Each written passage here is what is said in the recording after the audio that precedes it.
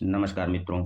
आज हम लोग स्मार्ट स्कॉलर यूट्यूब चैनल की क्लास में मौलिक कर्तव्य को पढ़ेंगे, जिसका उल्लेख संविधान के भाग 4A में तथा इससे संबंधित जो आर्टिकल्स है 51A है को पढ़ेंगे।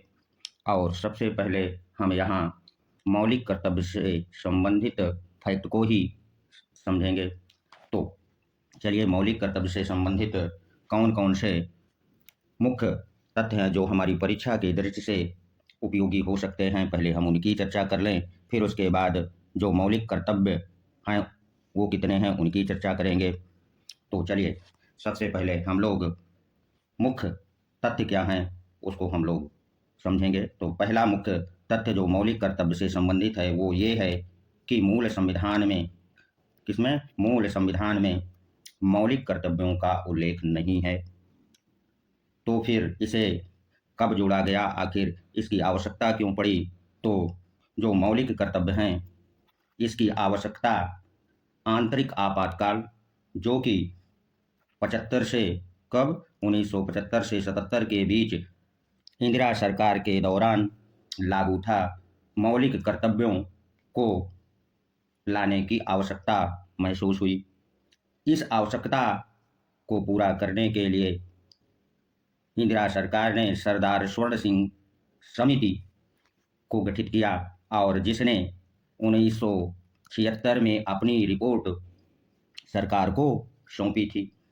और जो रिपोर्ट सरदार स्वर्ण सिंह ने प्रस्तुत की थी सरकार को, उसमें स्वर्ण सिंह ने कुल 8 मौलिक कर्तव्यों का ही उल्लेख किया था तथा 1976 में सरकार ने स्वर्ण सिंह समिति की रिपोर्ट को स्वीकार कर लिया और मौलिक कर्तव्यों को संविधान में स्थान देने के लिए 42वां संविधान संशोधन 1976 के तहत संविधान में एक नया खंड अर्थात भाग 4A जोड़कर अनुच्छेद 51 के तहत मौलिक कर्तव्यों को शामिल कर दिया। अब प्रश्न उठता है कि मौलिक कर्तव्यों को जो शामिल किया उसमें कितने मौलिक कर्तव्यों को शामिल किया? तो कुल 10 मौलिक कर्तव्यों को सरकार ने शामिल कर दिया। और ये जो मौलिक कर्तव्य हैं इसका विचार रूस के संविधान से प्रेरित है। अब थोड़े से कुछ महत्वपूर्ण फैक्ट को भी हम समझेंगे, तो चलिए हम उसकी भी चर्चा कर लेते हैं। तो फैक्ट ये है कि 42वें संविधान संशोधन के द्वारा जो संविधान के भाग 4A में मौलिक कर्तव्यों की जो कुल संख्या जोड़ी गई थी वो 10 थी। वर्तमान में कितना है? 11 मौलिक कर्तव्यों का उल्लेख है। ये जो 11वां मौलिक कर्तव्य है वह 86वें संविधान संशोधन 2002 के द्वारा जोड़ा गया। और जो 11वां मौलिक कर्तव्य है इसमें इस बात का उल्लेख है कि माता पिता या संरक्षक का ये कर्तव्य होगा कि वह अपने 6 से 14 वर्ष के बालकों को शिक्षा का अवसर प्रदान करेंगे। ये तो रहा पहला फैक्ट। और दूसरा फैक्ट जिसे आपको जानना है और आपकी परीक्षा के दृष्टि से बहुत महत्वपूर्ण है, उसको जान लीजिए। दूसरा फैक्ट ये है कि जो मौलिक कर्तव्यों का उल्लेख हमारे भाग 4A में उल्लिखित है वो 11 हैं, किंतु इन मूल कर्तव्यों को न्यायालय द्वारा प्रवृत्ति नहीं कराया जा सकता। अर्थात न्यायालय में इसके अर्थात मौलिक कर्तव्यों के उल्लंघन की स्थिति में किसी प्रकार के दंड का प्रावधान नहीं है। अर्थात न्यायालय यदि कोई व्यक्ति अपने मौलिक कर्तव्यों का पालन नहीं करता है तो उसे दंड नहीं दे सकता है। थोड़ी सी बात और आपको जाननी चाहिए कि न्यायालय ने 2016 में अपने निर्णय में एक बात अवश्य कही है कि सिनेमा हॉलों में जब फिल्मों की शुरुआत हो तो उससे पहले राष्ट्रगान का प्रसारण करना अनिवार्य है तथा वहां उपस्थित व्यक्ति खड़े होकर इसका सम्मान करें और पर्दे के पीछे राष्ट्रध्वज का होना भी आवश्यक है। मौलिक कर्तव्यों में जो अनुच्छेद 51A के तहत पहला मौलिक कर्तव्य है, उसमें राष्ट्रीय ध्वज एवं राष्ट्रगान के सम्मान का उल्लेख है। ये हमारा पहला मौलिक कर्तव्य है और यहाँ से कई बार आपसे प्रश्न पूछ सकता है कि जो पहला मौलिक कर्तव्य है वो क्या है, और जिसे हमारे संविधान निर्माताओं ने 24 जनवरी 1949 को राष्ट्रगान और राष्ट्रगीत को सम्मिलित किया है। यहाँ तक तो था मूल कर्तव्यों से संबंधित जो फैक्ट थे, जो आपकी परीक्षा के दृष्टि से बहुत ही महत्वपूर्ण थे, उसको हमने आपको बता दिया। और यदि आप नोट्स बना रहे हैं तो नोट्स में इन फैक्टों को जरूर लिख लें, क्योंकि जो भी प्रश्न पूछे जाते हैं वो फैक्ट से ही पूछे जाते हैं। चलिए अब हम अनुच्छेद 51 में उल्लिखित जो 11 मौलिक कर्तव्य हैं वो कौन कौन से हैं उसको पढ़ लें। छात्र अक्सर मौलिक कर्तव्यों को रट लेते हैं, और यदि आपसे क्रमवार परीक्षा में पूछ ले कि तीसरा चौथा मौलिक कर्तव्य है तो निश्चित तौर पर आप ही को नहीं, हम लोगों को भी क्रम याद करने में कठिनाई होती है। तो उसके लिए आपको क्या करना चाहिए, तो उसके लिए मैं एक सूत्र आपको बता दे रहा हूँ। उस सूत्र को आप याद कर लीजिए, बहुत कठिन नहीं है। उस सूत्र में मैं लिख दे रहा हूँ और उसे आप नोट्स बुक में अवश्य नोट कर लीजिए। इसे आप इस कविता की तरह याद करो।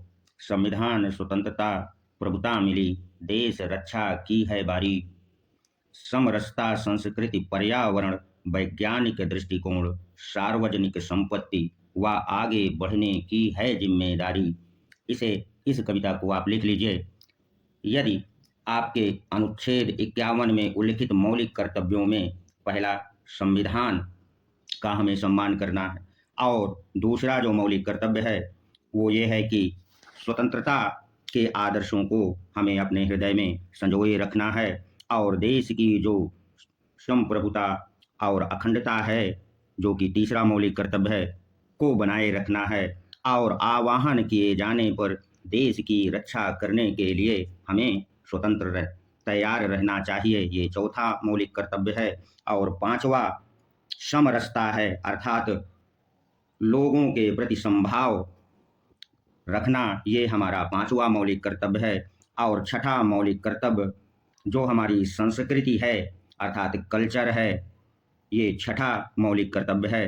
यदि इस छठे मौलिक कर्तव्य में संस्कृति को बनाए रखना ये हमारा मौलिक कर्तव्य है, और पर्यावरण को संरक्षित करना भी हमारा मौलिक कर्तव्य है। और यह मौलिक कर्तव्य कौन सा है, सातवां मौलिक कर्तव्य हो गया, ये सातवां हो गया। और वैज्ञानिक दृष्टिकोण यदि कहीं पर आपको दिखे तो वो कौन सा मौलिक कर्तव्य हो जाएगा, वो आठवां मौलिक कर्तव्य होगा। और जो सार्वजनिक संपत्ति है उसकी रक्षा करना भी हमारा नौवां मौलिक कर्तव्य है। और 10वां जो मौलिक कर्तव्य है वो ये है कि निरंतर हमें आगे बढ़ते रहना है। यदि आप इस सूत्र को याद कर लेते हैं तो 10 मौलिक कर्तव्य आपको बड़े आसानी से याद हो जाएंगे। हालांकि विस्तृत रूप से हम आगे उसको पढ़ा भी देंगे। और 11वां मौलिक कर्तव्य को हमने पहले ही बता दिया है।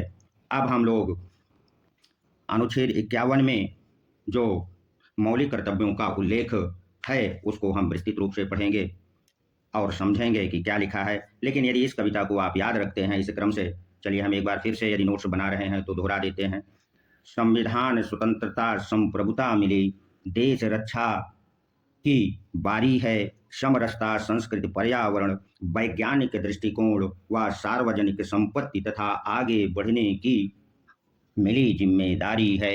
इस कविता को आप लोग लिख लीजिए, आपको 10 मौलिक कर्तव्य बड़े आसानी से याद हो जाएंगे। चलिए अब हम लोग एक एक करके जो मौलिक कर्तव्य हैं उसको भी पढ़ लेते हैं। अब हम मौलिक कर्तव्य अनुच्छेद 51A के तहत जो पहला मौलिक कर्तव्य है वो क्या है उसको विस्तृत रूप से हम लोग पढ़ लेंगे। हालांकि कविता से हमने बता दिया है, अब आप उस कविता से इन अनुच्छेदों को आप तुलना कर लीजिए। संविधान का पालन करना और उसके आदर्शों संस्थाओं राष्ट्रीय ध्वज और राष्ट्रीय गान का सम्मान करना ये हमारा पहला मौलिक कर्तव्य हो जाता है। दूसरा मौलिक कर्तव्य उन महान आदर्शों को अपने हृदय में संयोजे रखना और उनका पालन करना जिन्होंने हमें भारतीय स्वतंत्रता संग्राम के लिए प्रेरित किया है, उन आदर्शों को अपने हृदय में संयोजे रखें। तीसरा मौलिक कर्तव्य है भारत की संप्रभुता, एकता और अखंडता को बनाए रखना और उसकी रक्षा करना। ये हमारा तीसरा मौलिक कर्तव्य है। और चौथा मौलिक कर्तव्य है कि जरूरत पड़ने पर देश की रक्षा करने और राष्ट्र की सेवा करने के लिए तैयार रहना। ये हमारा चौथा मौलिक कर्तव्य हो जाता है। और जो पांचवा मौलिक कर्तव्य है वो ये है कि वो समरसता अर्थात भारत के सभी लोगों के बीच धार्मिक, भाषाई व क्षेत्रीय आधार पर विविधताएं होते हुए भी सभी के प्रति भाईचारे की भावना को बढ़ावा देना। ये हमारा पांचवा मौलिक कर्तव्य है। और महिलाओं के लिए सम्मानजनक प्रथाएं जो हैं उन्हें तो स्वीकार करें, किंतु अपमानजनक प्रथाओं का त्याग करना भी पांचवें मौलिक कर्तव्य में है। छठा मौलिक कर्तव्य है कि जो हमारे देश की संस्कृति है, कल्चर है, उसके विरासत को महत्व देना और उसकी संरक्षण अर्थात रक्षा करना। ये हमारा छठा मौलिक कर्तव्य है। और सातवां मौलिक कर्तव्य है वन, झील, नदी, वन्य जीवों सहित प्राकृतिक पर्यावरण की रक्षा करना और उसमें सुधार करना तथा जीवित प्राणियों के प्रति दया भाव रखना। ये हमारा सातवां मौलिक कर्तव्य है। और आठवां मौलिक कर्तव्य है कि वैज्ञानिक सोच, मानवतावाद और जांच में सुधार की भावना को विकसित करना।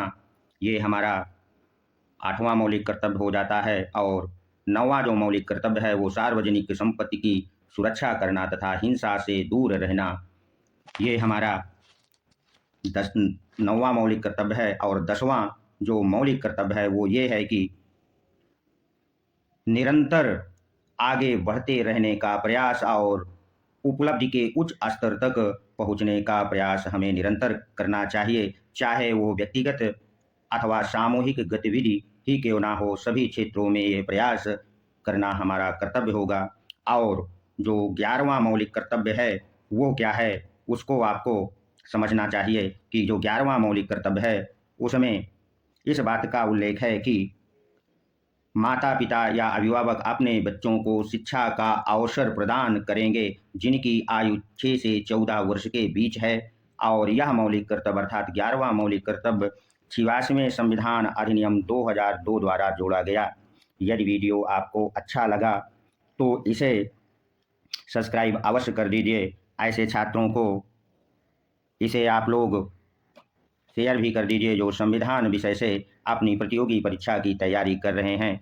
अगले वीडियो में हम नीति निर्देशक तत्वों व मौलिक अधिकार, मौलिक कर्तव्य से संबंधित प्रैक्टिस सेट की चर्चा करेंगे और प्रयास करेंगे कि इससे संबंधित जो प्रश्न बन सकते हैं उसके लिए हम आपको प्रैक्टिस सेट उपलब्ध करा दें। धन्यवाद। मिलते हैं अगले वीडियो में।